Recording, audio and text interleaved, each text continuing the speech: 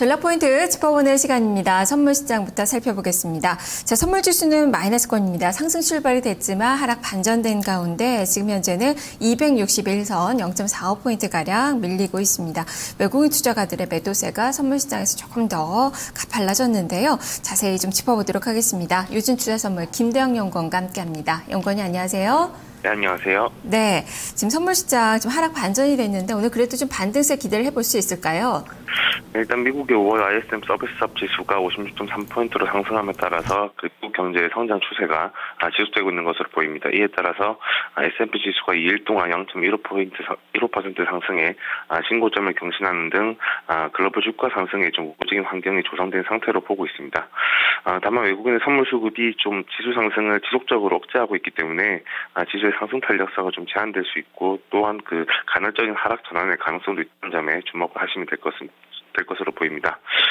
외국인은 지난 3일 1,200계약 정도로 순매도했습니다. 3영업일 연속 매도일을 나타낸 한편 그 미결제 약정의 감소도 4영업일 연속으로 발생함에 따라 외국인 중기 세력은 그 전매도를 통해서 보이는 천산에 나서고 있는 것으로 풀이됩니다. 또한 여전히 매도 여력이 존재하고 있기 때문에 그 동세력의 경우에는 오늘 오전과 같이 매도세를 지속할 가능성이 높습니다. 따라서 오늘도 기본적으로는 외국인의 선물 매도에 대비하는 것이 바람직해 보입니다. 다만 중국의 5월 서비스업 PMI와 종합 PMI 발표 이후에 외국인 초단기 세력의 신규 매도 또는 신규 매수 진입이 모두 가능하기 때문에 일종 외국인의 수급 변화가 급격하게 진행될 가능성도 주의를 하셔야 될 것으로 보입니다. 네, 일단 외국인 투자가들이 선물시장에서 한 나흘 연속 매도 물량이 좀 출회가 되고 있는 그 모습이긴 한데 그래도 야간 선물 거래에서는 한 누적 순매수가 한 만 계약 이상 좀 나타나고 있어요. 그런 측면에서 본다면 여전히 외국인 투자가들은 우리 시장을 좀 긍정적으로 보고 있는 게 아닌가라고 생각을 해봐도 되는 건지 그 부분과 함께 프로그램 쪽 상황도 좀 짚어주시죠.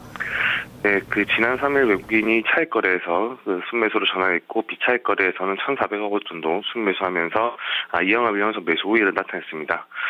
계리차 악화에 반응하면서 오늘 오전 외국인의 비차익 거래 흐름과 마찬가지로 일중 매도 흐름을 나타내기도 했지만 그 장막판에 대량의 매수 물량을 쏟아내면서 한국 증시에 대한 낙관적인 시각이 유지되고 있음을 반증했습니다.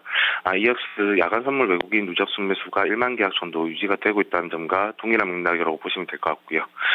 특히 이들 외국인은 그 완화적인 글로벌 통화 정책과 달러 원 환율의 하락 기대에 초점을 두고 있기 때문에 매수 흐름을 지속할 가능성이 높고요. 따라서 오늘 프로그램 거래는 장초반 좀 매도 우위를 나타내고 있지만 제한적인 매수 우위도 가능하다는 판단입니다. 네, 그렇다면 최근에 외국인 투자가들의 매매는 어느 정도 좀 숨고르기 차원이라고 좀 봐도 되는 건가요? 그래서 오늘 전략과 함께 좀 살펴주시죠.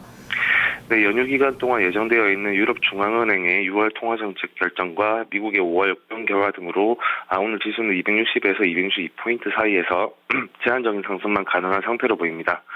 외국인의 거래 역시 이들 지표에 주목을 하고 있기 때문에 어느 정도 숨고르기 장세를 나타낼 가능성이 높고요. 따라서 현재 수준에서는 신규 진입보다는 그 중립적인 접근을 통해서 정책과 매크로 지표를 먼저 확인하는 것이 바람직하다는 판단입니다.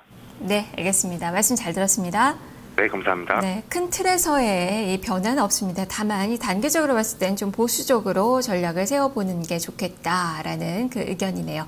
외국인 투자가들의 포지션 계속적으로 확인하시면서 전략 세워보셔야 되겠습니다. 유진투자선물 김대영 연구원과 함께했습니다.